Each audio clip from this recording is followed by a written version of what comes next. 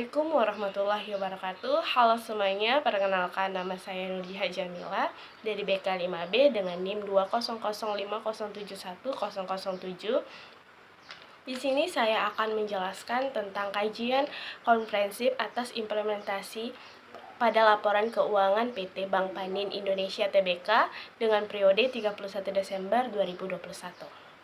Berikut profil PT Bank Panin Indonesia Tbk. PT Bank Panin Indonesia Tbk adalah sebuah bank yang berkantor pusat di Jakarta, di mana hingga akhir tahun 2021, bank ini memiliki 1 kantor wilayah, 57 kantor cabang, dan 455 kantor cabang pembantu yang tersebar di seluruh Indonesia, serta 1 kantor perwakilan di Singapura. Di dalam laporan keuangan terdapat 4 komponen. Yang pertama, laporan posisi keuangan. Yang kedua, laporan laba rugi. Yang ketiga, laporan perubahan ekuitas. Dan yang terakhir, laporan arus kas. Sebelumnya saya akan menjelaskan apa itu laporan keuangan. Laporan keuangan sendiri merupakan ringkasan dari suatu proses pencatatan serta ringkasan dari transaksi keuangan yang disusun untuk menyediakan informasi keuangan mengenai suatu perusahaan kepada pihak-pihak yang berkepentingan sebagai pertimbangan dalam pengambilan keputusan ekonomi, di mana laporan keuangan sendiri juga sebagai alat komunikasi yang digunakan untuk mengkomunikasikan informasi keuangan suatu perusahaan dan kegiatan-kegiatannya kepada pihak yang berkepentingan. Dan arti laporan keuangan itu sendiri merupakan keseluruhan aktivitas yang berkaitan dengan usaha untuk mendapatkan dana yang diperlukan dan biaya minimal dengan syarat-syarat yang paling menguntungkan, serta usaha-usaha untuk menggambarkan dana tersebut seefisien mungkin. Adapun laporan keuangan dapat diterima oleh pihak-pihak tertentu apabila memenuhi syarat-syarat sebagai berikut, di mana yang pertama itu relevan, di mana laporan keuangan yang disajikan itu harus sesuai dengan data yang berkaitan dengan transaksi yang dilakukan. Yang kedua, jelas dan dapat dimengerti. Laporan keuangan yang disajikan itu harus jelas dan dapat dimengerti oleh pemakai laporan keuangan tersebut. Yang ketiga, dapat diuji kebenarannya, di mana laporan keuangan dapat diuji kebenarannya dan dapat dipertanggungjawabkan. Yang keempat itu bersifat netral, di mana dapat dipergunakan oleh semua pihak. Yang kelima itu tepat waktu. Laporan keuangan yang disajikan itu harus memiliki waktu pelaporan atau periode laporan yang jelas.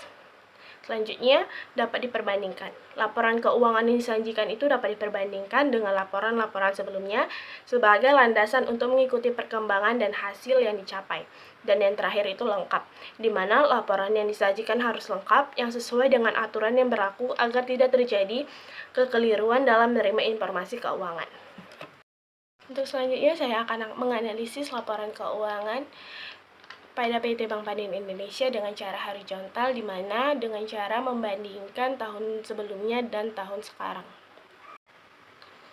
Dan yang pertama ada laporan posisi keuangan, di mana terdapat aset. Aset sama dengan liabilitas ditambah equity. Nah, liabilitas dalam sebutan sehari-hari kita disebut dengan utang, sementara equity disebut dengan modal.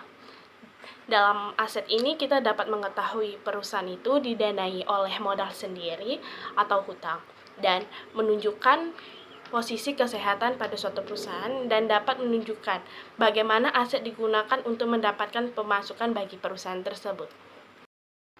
Aset merupakan kekayaan suatu perusahaan atau entitas yang di dalamnya terdiri dari kas dan piutang. Dalam hal ini, aset terbagi menjadi 2 jenis, yaitu aset lancar dan aset tidak lancar. Bisa kita lihat dari laporan posisi keuangan pada PT Bank Panin Indonesia pada tahun 2021, jumlah asetnya Rp204.462.542. Sementara pada tahun 2020 sebesar Rp218.67.091, di mana terjadi penurunan pada tahun 2021 sebesar Rp13.604.549, di mana terjadi penurunan sebesar 6,23%. Untuk mencari persen tersebut bisa kita lihat dari 13.604.549 dibagi tahun dasar dikali 100. Jadi Rp13.604.549 dibagi Rp218.067.091 dikali 100 dapatnya 6,23%. Selanjutnya ada liabilitas. Liabilitas merupakan sesuatu yang menjadi tanggungan ataupun diselesaikan oleh pihak perusahaan ataupun entitas dalam jangka waktu pendek atau panjang. Dan liabilitas itu terbagi menjadi dua jenis, liabilitas jangka pendek dan liabilitas jangka panjang. Dapat kita lihat dalam laporan posisi keuangan tersebut. Jumlah liabilitas tahun 2021 sebesar Rp155.914.795 dan tahun 2020 sebesar Rp170.606.759 mengalami penurunan pada tahun 2021 sebesar Rp14.691.961, di mana seperti yang tadi bisa kita cari persenannya 14.691.961 dibagi 170.606.759 dikali 100 sama dengan 8,6%, di mana terjadi penurunan pada tahun 2021 sebesar 8,6%. Nah, untuk ekuitasnya, laporan posisi keuangan pada bagian ekuitas terdiri dari modal saham dan tambahan modal yang disetor. Nah, pada tahun 2021 sebesar Rp45.547.747. Sementara pada tahun 2020 terdapat Rp47.460.332. Nah, terjadi peningkatan pada tahun 2021 sebesar Rp1.087.415.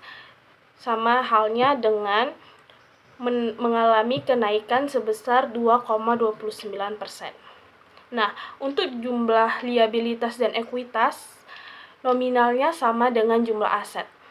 Laporan laba rugi. Laporan laba rugi melaporkan kelebihan pendapatan terhadap beban-beban yang terjadi yang disebut dengan laba bersih. Nah, jika beban melebihi pendapatan maka disebut rugi bersih. Komponen-komponen yang terdapat pada laba rugi. Yang pertama itu adanya pendapatan, yang kedua adanya beban atau biaya, yang ketiga adanya untung atau rugi. Nah, untuk pendapatan pada tahun 2021 memperoleh kenaikan sebesar Rp748.219, di mana pada tahun 2021 memperoleh pendapatan bersihnya sebesar Rp9.555.208, sementara pada tahun 2021 hanya memperoleh Rp8.806.989. Namun untuk beban yang diperoleh pada PT Bank Panin Indonesia pada tahun 2021 mengalami penurunan sebesar Rp609.756 karena pada tahun 2021 hanya memperoleh Rp4.866.047, sementara pada tahun 2020 memperoleh Rp5.475.803. Untuk laba bersih tahun berjalan pada tahun 2021 mengalami penurunan. Mengapa? Karena tahun 2021 hanya memperoleh laba bersih tahun berjalannya hanya Rp1.816.976, sedangkan tahun 2020 memperoleh Rp3.124.205. Namun, tidak terjadi rugi pada tahun 2021, hanya saja mengalami penurunan sebesar Rp1.307.229. Setelah laba bersih tahun berjalan, masih terdapat penghasilan konferensif lainnya, di mana laba konferensif itu laba bersih perusahaan ditambah dengan hal-hal yang tidak berhubungan langsung dengan kegiatan usaha, di mana dalam penghasilan konferensif itu terdapat laba bersih yang dapat didistribusikan kepada pemilik entitas induk, di mana nominalnya Rp2.063.473. Dan Jumlah laba komprehensif keseluruhannya tahun 2021 yaitu Rp985.612, sementara di tahun 2020 sebesar Rp4.945.159. Keuntungan dari laporan laba rugi komprehensif ini membantu melakukan prediksi di masa depan tentang profit yang akan didapat, nilai investasi yang dikeluarkan, dan kekayaan kredit. Selanjutnya, laporan perubahan modal atau laporan perubahan ekuitas, di mana laporan perubahan ekuitas ini yaitu laporan yang isinya memberikan informasi mengenai perubahan modal akibat penambahan dan pengurangan laba atau rugi dan transaksi keuangan pemilik modal. Laporan perubahan ekuitas itu penting karena adanya perubahan modal dalam suatu kurun periode dengan nominal yang tertulis jelas secara tepat dan akurat. Mendukung laporan keuangan juga termasuk di dalam laporan laba rugi, neraca, dan laporan keuangan. Modal atau ekuitas diukur sesuai dengan jumlah kas yang diterima, sementara untuk setoran yang berupa non-kas akan diukur sebagai nilai wajar non-kas pada saat diserahkan. Laporan arus kas. Laporan arus kas itu merupakan bagian dari laporan keuangan suatu perusahaan yang dihasilkan pada suatu periode akuntansi yang menunjukkan aliran masuk dan keluar uang perusahaan.